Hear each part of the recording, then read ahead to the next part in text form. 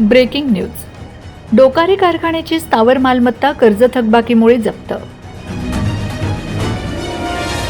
नवापूर तालुक्यातील डोकारी येथील आदिवासी सहकारी साखर कारखान्याने धुळे व नंदुरबार जिल्हा बँकेचे कर्ज रुपये 10,51,00,000 न फेडल्यामुळे जिल्हाधिकाऱ्यांच्या आदेशान्वये मंगळवार दिनांक 24 मार्च 2026 रोजी कारखान्यावर जप्तीची मोठी कारवाई करण्यात आली।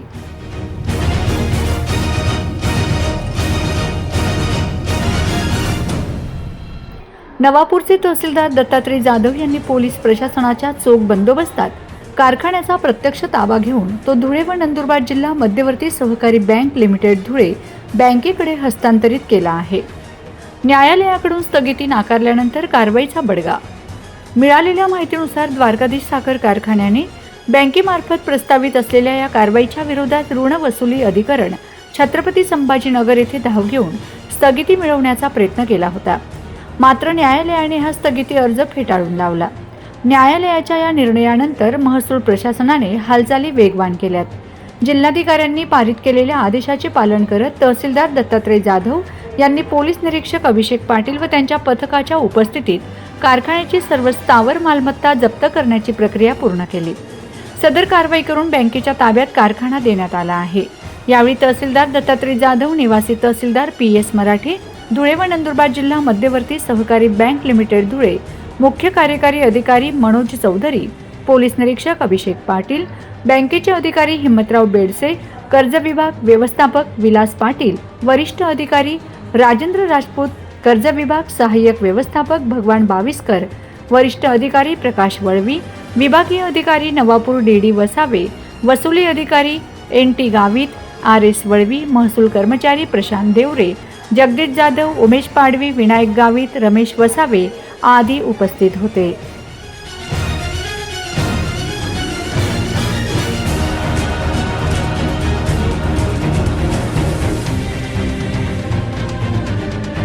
या संदर्भात बँकेचे मुख्य कार्यकारी अधिकारी मनोज चौधरी काय सांगतात ते जाणून घेऊया।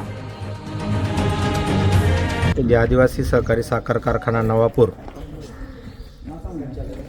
डोकारे, तालुका नवापूर, जिल्हा नंदुरबार या कारखान्याला धुळे व नंदुरबार जिल्हा मध्यवर्ती सहकारी बँकेने दिलेल्या कर्जाची परतफेड न झाल्यामुळे हा कारखाना आज रोजी सिक्युरिटायझेशन ॲक्ट अंडर माननीय जिल्हाधिकारी महोदय यांनी स्थावर मालमत्ता ताब्यात घेण्याबाबत आदेश केलेला होता आणि आज दिनांक 24 मार्च रोजी आम्ही या कारखान्याच्या साईटवर येऊन रीतसर या कारखान्याचा पंचनामा केलेला आहे आणि पंचनामा करून त्यांच्या ज्या जमिनी आम्हाला माननीय जिल्हाधिकारी महोदयांनी अलॉट केलेल्या होत्या, गहाणखताद्वारे आमच्याकडे ज्या तारण ठेवलेल्या होत्या, या सर्व जमिनींचा आम्ही आज रोजी पोजेशन हे घेण्याची प्रक्रिया ही सुरू आहे। थकलेल्या कर्जामुळे हा कारखाना आज रोजी आम्ही ताब्यात घेतलेला आहे।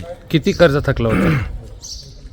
कर्ज जवळपास दावा दाखल केला त्यावेळेस 10,51,00,000 रुपये हे थकीत कर्ज होतं आणि हा कारखाना द्वारकाधीश साखर कारखान्याने भाड्याने घेतलेला होता आणि द्वारकाधीश साखर कारखाना व डोकारे आदिवासी साखर कारखाना आणि जिल्हा बँक यांच्या त्रिपक्षीय करारान्वये द्वारकाधीश साखर कारखान्याने आम्हाला ॲश्युअर्ड केलं होतं की ह्या कर्जाचं जे हप्ते येतील ते हप्ते आम्ही परतफेड करू, परंतु हे हप्ते परतफेड न झाल्यामुळे ते कर्ज थकीत झालं आणि ते NPA झाल्यामुळे आज रोजी कारखाना हा ताब्यात घेण्याची प्रक्रिया आम्ही सुरू केली।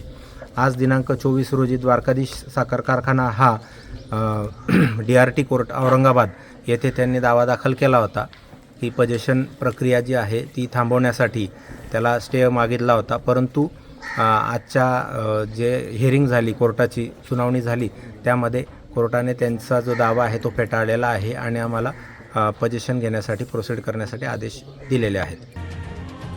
आदिवासी सहकारी साखर कारखाना हा आदिवासींच्या उन्नतीसाठी स्वर्गीय माजी मंत्री सुरूपसिंग नाईक व माजी केंद्रीय गृहराज्यमंत्री माणिकराव गावित यांनी 26 वर्षांपूर्वी सुरू केला होता।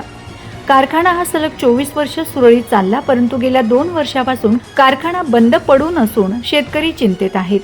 अशातच बँकेने केलेली कारवाईने शेतकऱ्यांची चिंता वाढली आहे. या कारवाई दरम्यान कारखान्याचे मुख्य प्रवेशद्वार तसेच प्रशासकीय कार्यालयांना कुलूप लावून ते अधिकृतपणे सीलबंद करण्यात आले आहेत. कारखान्याचा ताबा आता पूर्णपणे बँकेच्या स्वाधीन करण्यात आला असून या कारवाईमुळे परिसरात मोठी खळबळ उडाली आहे.